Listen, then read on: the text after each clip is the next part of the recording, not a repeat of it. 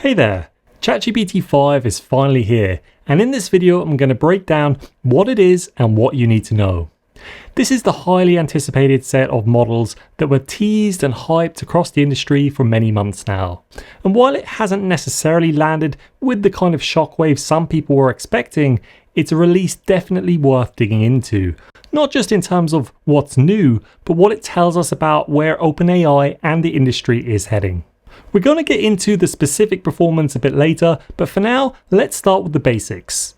This is now the most powerful and simplified set of ChatGPT models to date. The headline change is unification and simplicity.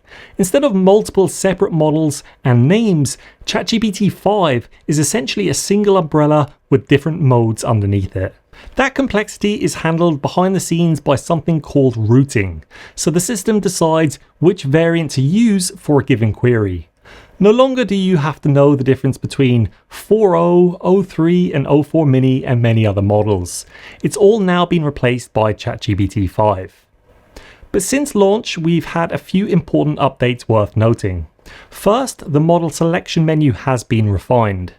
Now when you open up the drop-down, you'll see 4 options. Auto, which decides for you which variant to use based on task complexity. Fast, which always uses the non-thinking, quicker variant. Thinking, which always uses the slower, reasoning-focused variant with more compute. And Pro, which is exclusive to the $200 per month tier, for what OpenAI calls research-grade intelligence. The next thing is that usage limits for paid users has been increased. At launch, many Plus subscribers found the caps too restrictive. It felt like despite an upgrade of models, the rate limits were a downgrade. OpenAI has since raised them, making the tool far more usable for people who rely on it heavily. And third, GPT-4o has made a comeback. Due to popular demand, and yes, largely because people preferred its personality, OpenAI has brought it back as a legacy option. That said, it's likely temporary, and for most tasks, GPT-5 remains the recommended choice. It is interesting though that vibes rather than helpfulness or performance has become an important factor for people when assessing AI systems and their preferred choices.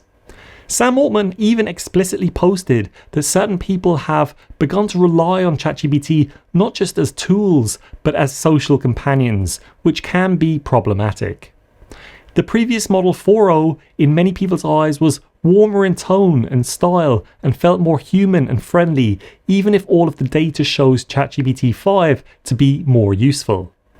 Therefore, they have brought back 4.0 as a legacy option, but it does beg the question, just like social media, what will the impact be on the long term when AI systems are everywhere? Now, in terms of raw capability, GPT-5 does well on the usual benchmarks. Coding, maths, writing, even targeted improvements on health-related queries.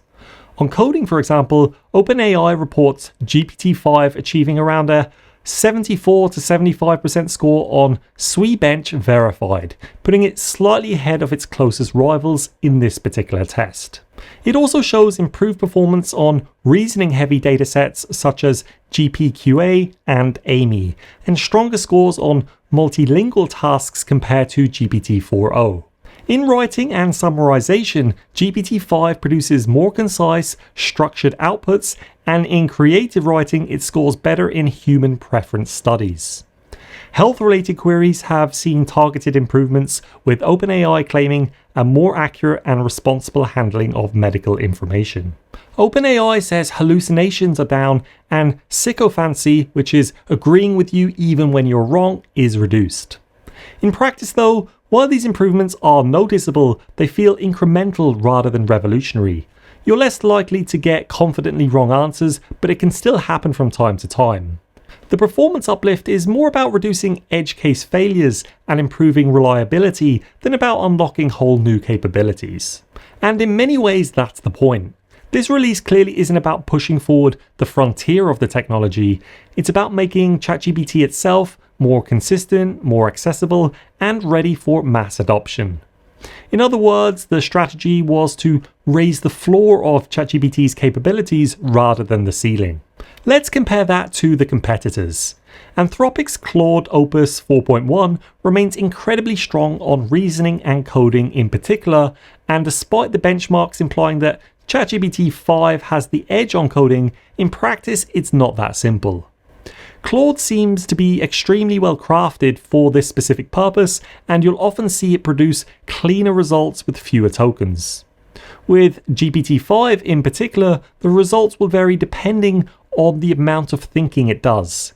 But regardless, now both Claude 4 and GPT-5 do very well on aesthetics. What I mean is that if you ask them to code you something, it's not just functional, it's almost certainly going to look professional and visually pleasing too. If we look at this release, there's nothing about it that implies OpenAI are leading on a research front. They have the most stable and complete ecosystem of products, but it'll become a lot more obvious in the coming months whether this product-focused strategy was their only angle or if they have big innovations to come. I've no doubt that they have some experimental in-house models far more capable than what the public currently has access to, but with companies like Google continually innovating from so many different angles, it might be them who are in the best position to win the AI race rather than OpenAI. However, I wouldn't discount Anthropic or xAI either though. With Elon Musk and a different take on AI on the one side and the carefully crafted approach from Anthropic on the other, it really is anyone's guess at this point. But right now, OpenAI is arguably leading in product maturity. They've built the most polished, user-friendly experience, features like think longer, the toggle, the clarity and simplification of it, the refined model selection, and the improved limits all point to a product designed for everyday reliability rather than just raw experimental power. Of course, there is the $200 a month Pro option if you're looking for something that really pushes the capabilities of OpenAI's offerings and models. Overall, this has been a very mature and stable release, but not everything has been smooth. The initial rollout drew criticism for the loss of user control, the tone of GPT-5 compared to 4.0, and the strict usage caps. But the quick introduction of model selection and legacy 4.0 shows OpenAI is listening. And it also highlights how subtle things are like tone and vibes and how much they've become real differentiators. So where does this leave us? For the average user, auto mode will handle most tasks well, and if you're a free user, then this will be the default, with fewer odd answers and more consistent performance. Power users will still want to understand the differences between fast thinking and pro to get the most out of it. And developers have the GPT family from full and fast models to the smaller, cheaper ones via the API. In short, GPT-5 isn't the biggest leap forward in AI capability we've ever seen, and we're definitely no closer to AGI based on this release, but it is a meaningful refinement. The kind of release that makes the product more dependable, more versatile, and more aligned with how most people actually use it. And in a field moving this quickly, that focus on stability could be exactly what OpenAI needs to maintain its lead.